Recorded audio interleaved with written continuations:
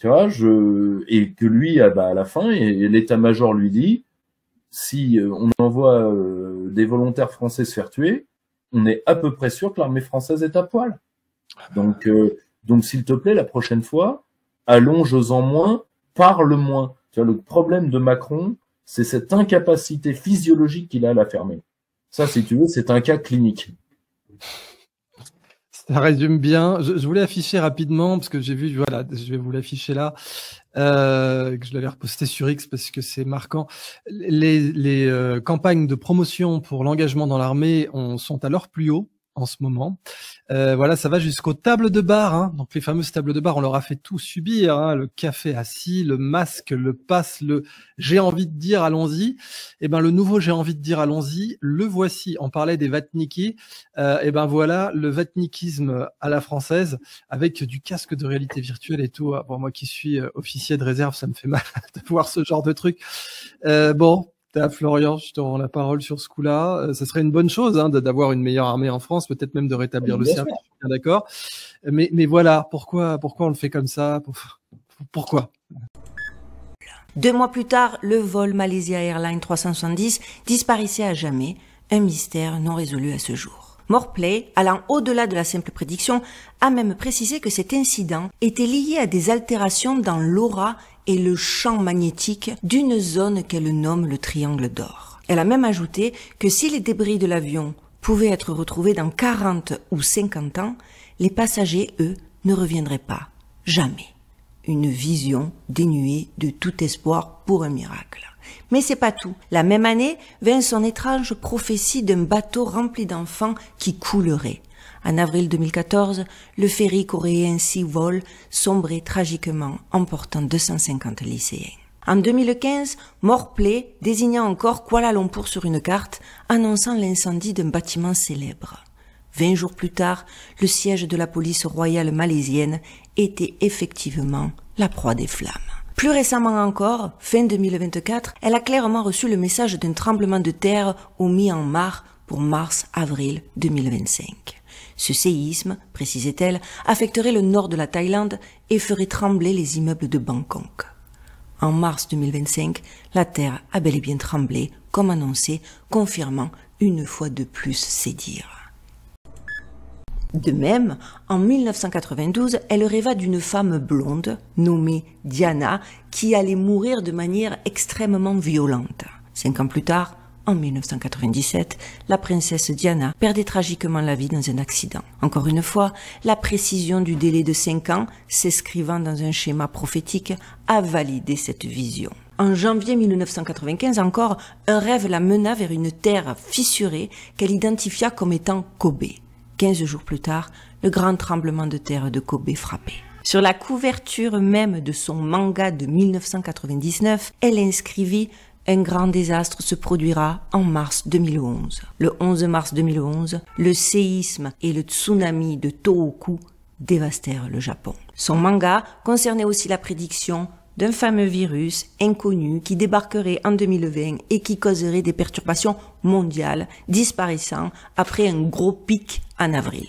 Une description qui colle effroyablement à la première vague de la fameuse maladie masquée. Mais c'est la réédition de son manga en 2021 qui a fait clairement frissonner le Japon. Ryo Satsuki y a ajouté une nouvelle prophétie absolument terrifiante, née d'un rêve d'une clarté absolue, revue une seconde fois le 5 juillet 2021 à 4h18 du matin. Dans cette vision, elle se voyait surplombant la Terre comme dans Google Earth. Elle y voyait l'océan Pacifique entre le Japon et les Philippines, non pas en éruption, mais avec des bulles montant comme si l'on remuait une soupe épaisse, selon ses propres mots. Ce phénomène précéderait une éruption volcanique sous-marine catastrophique pour juillet ou août 2025, créant un tsunami 3 fois plus grand que celui de 2011. Sur la couverture de la réédition, la date 7-2025 y est d'ailleurs inscrite. Dans son rêve, elle a même perçu 2 formes de dragons se dessinant dans les nuages de cendres émergeant de l'océan. Et rappelez-vous qu'il y en a une autre de grande prophétesse qui a parlé d'un dragon qui entraînerait beaucoup de destruction et tout le monde a projeté comme si ça allait être la guerre entre la Chine et hypothétiquement la Russie ou les États-Unis. C'est Baba Vanga. et s'il faut, elle parle d'exactement la même chose que ces prophétesses-là, et je trouve que ça fait encore plus flipper. La vision de Satsuki est encore plus vaste. Les terres de Hong Kong, Taïwan et les Philippines seraient connectées par l'émergence de nouvelles îles. Pour elle, cette année 2025 marquera le vrai début d'un âge de l'esprit, un avenir où l'humanité, malgré les désastres, coopérera pour bâtir un futur stable. Il est encore tôt, mais les contenus inappropriés constatés par l'huissier dans ses programmes. Voilà ce qu'on peut lire. Pour des jeunes enfants de primaire, la fellation est aussi appelée pipe. On parle aussi de sucer. C'est le fait d'embrasser ou lécher le pénis. Le gland est très sensible, mais tu peux aussi embrasser, lécher tout le pénis ou les testicules. L'anulingus, c'est embrasser ou lécher l'anus de son partenaire avec sa langue, les lèvres. Voilà ce qu'on apprend aux enfants. Je pensais vraiment qu'on avait touché le fond avec l'autre vidéo, mais là je crois qu'on a vraiment trouvé le Graal de la connerie de l'éducation nationale. Vous avez entendu leurs propos, ils nous prennent vraiment pour des cons. Déjà, d'accord, déjà qu'ils nous obligent à mettre nos enfants à l'école à partir de 3 ans, alors qu'avant à partir de 6 ans c'était très bien, et maintenant il faut les mettre à partir de 3 ans à l'école pour qu'on aille leur enseigner clairement de la merde. Parce que là, on n'a rien d'autre à dire que c'est clairement de la merde. C'est juste inadmissible. Donc effectivement, il va falloir qu'on se réveille. Parce que moi, mes deux grandes de 12 et 14 ans, on parlait pas de ça en primaire, d'accord? On ne parlait pas de ça. Il y a 14 ans qu'on passait et on veut inculquer ce genre de choses à nos enfants. Mais en fait, laissez-leur leur innocence, laissez-leur leur petite vie tranquille, d'accord? Ils n'ont pas à savoir comment pratiquer, parce que là c'est clairement la mise en pratique en fait. Limite on t'explique, il n'y a plus qu'à le faire devant eux aussi pendant qu'on y est, parce que là clairement il leur explique qu'est-ce qu'il faut faire dans la vie sexuelle en fait. Donc non, c'est juste inadmissible. Donc effectivement, je pense vraiment qu'en tant que parent, il va falloir qu'on se réveille et qu'on se bouge le cul, parce que moi personnellement, quand ma fille va rentrer à l'école, ça c'est juste hors de question. S'il faut que je me mette la loi ado, je me mettrai la loi ado. Mais il est hors de question que ma gamine en primaire, on aille lui expliquer comment on fait toutes ces pratiques. C'est juste impensable. Il y en a vraiment marre. Il faut vraiment que ce gouvernement, je sais pas, qui pète, qui change. Mettez-nous des vraies personnes en fait. Mettez-nous des vraies personnes qui s'occupent de nos enfants, qui font les choses. Vous savez quoi? En fait, ça me gave. Bien sûr que la France doit sortir de l'Europe, c'est tellement une évidence. Mais tous les politiques ne vont pas dans ce sens-là. Ben non, parce que ce sont tous des roublards, des stratèges qui ont mis une stratégie justement pour être la France dans l'Europe. Alors que c'est la pire bêtise que la France fait de rester attachée à l'Europe. Pas de contrôle des frontières, pas de contrôle des décisions qui sont prises sur son territoire vu qu'il n'y a plus de politique intérieure, tout est rattaché à Bruxelles et aux décisions de Bruxelles. Regardez ce qu'a fait l'Europe, il n'y a plus d'entreprise en France, c'est la perte de son identité, c'est la perte de sa souveraineté, de son indépendance, de son autonomie pour être attaché à des grands technocrates. L'Europe détruit la France tant que nous ne deviendrons pas autonomes, indépendants, sur le contrôle de nos frontières. Les lois, aujourd'hui, c'est Bruxelles. Ce n'est plus la France. C'est ça la réalité. Nous sommes attachés, prisonniers à cette Europe. Et surtout, on vous fait penser pour espèce de fou. On ne peut pas sortir de l'Europe. Ah oui? Que s'est-il passé avec l'Angleterre? L'Angleterre, aujourd'hui, est-elle dans une dépravation? Pas du tout. Alors arrêtez tous ces politiciens qui sont tous rentrés dans le même bain pour, en effet, nous tous nous couler. Tu ne pourras plus te déplacer librement, et ce sera légal. En 2026, plusieurs pays testeront un système de mobilité sous contrôle numérique. Chaque déplacement sera enregistré. Chaque trajet devra être justifié. Tu veux traverser une ville? Il te faudra un crédit. Tu veux sortir le week-end? Il faudra que ton empreinte carbone le permette. Et si t'as dépassé ton quota? Tu restes chez toi. Tout ça sous prétexte d'écologie et d'égalité. Mais derrière les beaux mots, ce sera un système de surveillance totale. Pas de permis, pas de trajet. Pas de points, pas de liberté. Tu ne décideras plus quand ni où tu vas. Un algorithme le fera à ta place. 2026, ce n'est pas le futur. C'est le début de leur plan. Liberté contrôlée, mouvement limité, vie digitalisée. Partage cette vidéo maintenant, pendant que tu peux encore le faire. croient qu'ils sont opposés, qu'ils se battent pour des idées différentes. Mais en réalité, ils servent tous le même système, pas avec les mêmes mots, avec des rôles bien précis. Écoute bien, Mélenchon, la ventouse de la colère. Il parle au nom du peuple, des oubliés, des précaires. Il crie fort, il dénonce les riches, promet la rupture. Mais derrière les grands discours, il ramène tout dans les urnes et les institutions. Il transforme la révolte en débat. Il canalise l'explosion populaire pour qu'elle ne détruise rien. Résultat, le système le tolère, parce qu'il sert de soupape, fait croire à la révolution, sans jamais l'autoriser. Le Pen, le verrou ultime. Elle promet le grand choc, le retour à l'ordre, la rupture. Mais elle est construite pour diviser. Elle fait peur à une partie du pays, à chaque élection, et ça suffit à verrouiller tout changement. Elle est au second tour, les gens se mobilisent, non pas pour son adversaire mais contre elle. Résultat, elle perd. Encore. Et encore. Et le système continue. Intact. Son rôle, c'est pas de gagner. C'est de garantir que personne d'autre ne gagne. Macron, l'exécutant en costume. Il ne divise pas, il applique. Mis en orbite par les élites, les médias, la finance, il casse les retraites, il vend les services publics, il fait passer les lois pour les grandes entreprises. Froid. Technique. Sans état d'âme. Il est l'employé modèle des puissants, pendant que Mélenchon crie et que Le Pen choque. Lui signe les ordres. 3 rôles, 3 personnages, une seule mise en scène. Pendant qu'on choisit entre eux, le vrai pouvoir ne change jamais, parce qu'on ne vote pas pour lui. On vote dans le théâtre qu'il a construit. Réveille-toi, sors du décor, commence à chercher qui écrit le script. Pour les 2 ans qui viennent, chaque jour, pour dans 2 ans, mais j'ai aussi besoin de vous, pour dans 2 ans, pour dans 5 ans, pour dans 10 ans, parce que vous serez là, et parce que comptez sur moi, je serai là avec vous.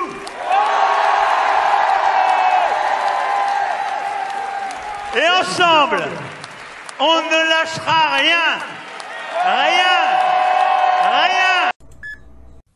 Écoutez ce témoignage d'un journaliste violemment agressé. Ça se passe à Gaza? Non, près de Paris.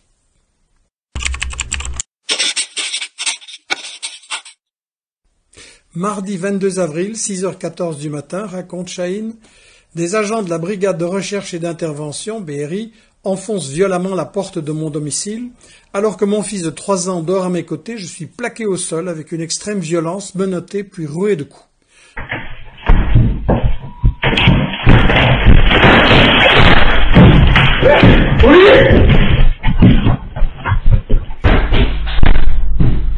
Un policier maintient mon cou au sol, m'empêchant de respirer correctement.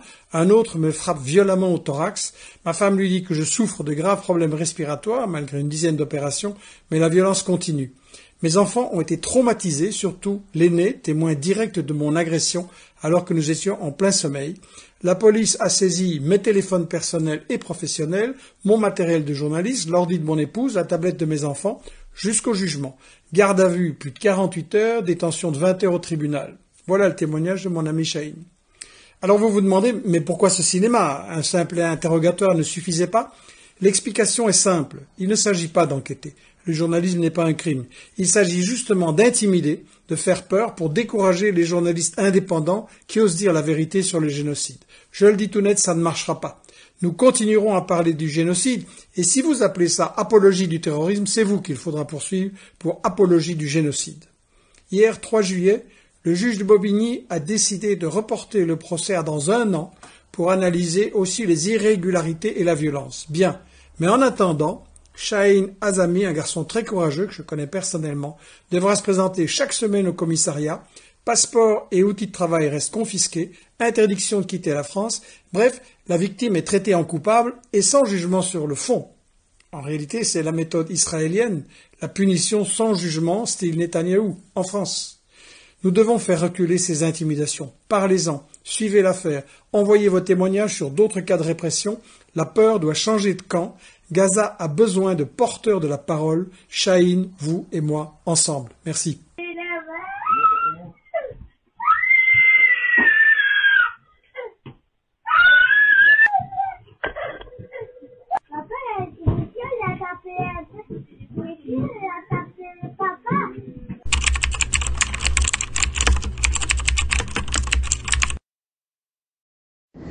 Regardez cette enquête, c'est très très grave. Ils sont en train d'essayer de faire passer un texte de loi qui interdirait aux personnes, à chaque citoyen français, de critiquer l'État français Si vous avez le malheur de dire que nous ne sommes plus en République, que nous ne sommes plus démocratie, ça pourrait aller très mal pour vous. Et pourtant, Transparency International place la France en 25e pays le plus corrompu au monde devant beaucoup de pays dits corrompus.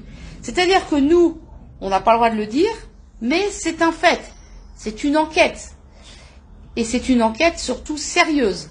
Donc, 120 milliards la corruption politique uniquement en France, et encore de ce qu'on connaît. Est-ce que vous étiez au courant qu'ils étaient en train de préparer cette loi? Parce que là, ça va très loin, c'est grave. Moi, je dis c'est très grave qu'on ne puisse plus parler, qu'on ne puisse plus dire, qu'on ne puisse plus exprimer ce qu'on ressent et ce qu'on voit de tout ce qui se passe. En fait, on sera là, on devra accepter ce qui se passe, parce qu'il y aura peut-être des peines d'emprisonnement, il y aura peut-être des amendes, tout ça pour réduire les gens au silence. Moi, je dis c'est très, très grave. Moi je pars, bonjour à tous, je m'en vais, j'en ai marre de payer, donc vu que je fais partie de la catégorie de la population qui réfléchit un tant soit peu, j'ai décidé que je mettais mes revenus autre part, c'est-à-dire que je vais prendre un minimum en France, et puis je monte une structure à l'étranger, et puis je me rémunérerai en dividende à l'étranger et j'arrêterai de payer. Mais vous avez quel âge, Marion? J'ai 33 ans. Vous êtes jeune. Et contribuer, ça me dérange pas, mais contribuer pour avoir quoi en fait?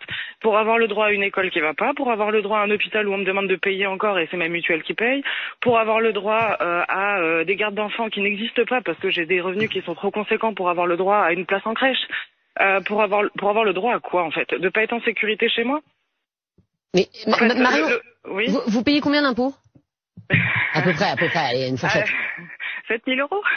7 000 euros, d'accord. En impôt sur le revenu, 7 000 euros, si on cumule tout, les taxes foncières et compagnie, on est aux alentours de 15 000 euros. Mais pourquoi, en fait? Pourquoi? J'achète du foncier pour me faire ma retraite parce que j'y aurais pas le droit. Donc j'achète du foncier, je paye à l'achat, je paye ma taxe foncière tous les ans qui augmente tous les ans. Maintenant on va me rallumer avec une taxe d'habitation et si je veux transmettre à mes enfants un jour, je paierai encore. Mes parents quand ils vont me transmettre, ils vont décéder, on paiera encore. Mais et pourquoi? En fait c'est ça le problème, c'est là il y a plus de consentement à l'impôt. Je ne consens plus à cet impôt-là. Payer ne me dérange pas. Cette semaine, nous pouvons mettre fin au règne d'Ursula von der Leyen à la tête de la Commission européenne. Oui, au Parlement européen, nous venons de déposer une motion de censure contre elle. Nous avions besoin de 72 députés européens pour cela, et figurez-vous que nous ne sommes que 3 Français à avoir signé. Mais heureusement, le nombre de signatures requis a été atteint de justesse. Le vote aura donc lieu jeudi, et désormais, nous devons tout faire pour que la majorité de l'hémicycle vote oui à la censure. Je voterai pour censurer Ursula von der Leyen, car elle représente tout ce que je combats.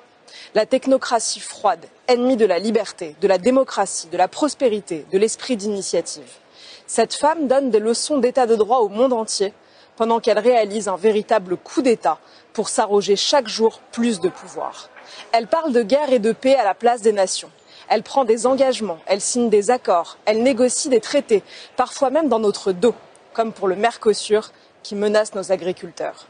Elle mène sa propre politique, intérieure et extérieure, alors que personne ne l'a élue. Alors que la Commission européenne ne devrait être qu'un simple secrétariat chargé de faire appliquer les décisions des États membres. Ursula von der Leyen se croit tellement au-dessus des lois qu'elle refuse de se soumettre à une décision de justice qui lui ordonne de dévoiler les conditions dans lesquelles elle a négocié un contrat de 14 milliards d'euros pendant la crise du Covid. Il est temps de dire stop. Il est temps de dire haut et fort que nous n'acceptons plus ces dérives. On ne peut pas dénoncer les abus de la technocratie à longueur de plateau et ne pas y mettre un terme quand l'occasion nous en est donnée. Jeudi sera l'heure de vérité. Pendant qu'aux États-Unis, Donald Trump a levé les impôts sur la succession et sur la mort, la France et le Canada continuent à prélever de l'argent aux héritiers. Alors, c'est qui le méchant ?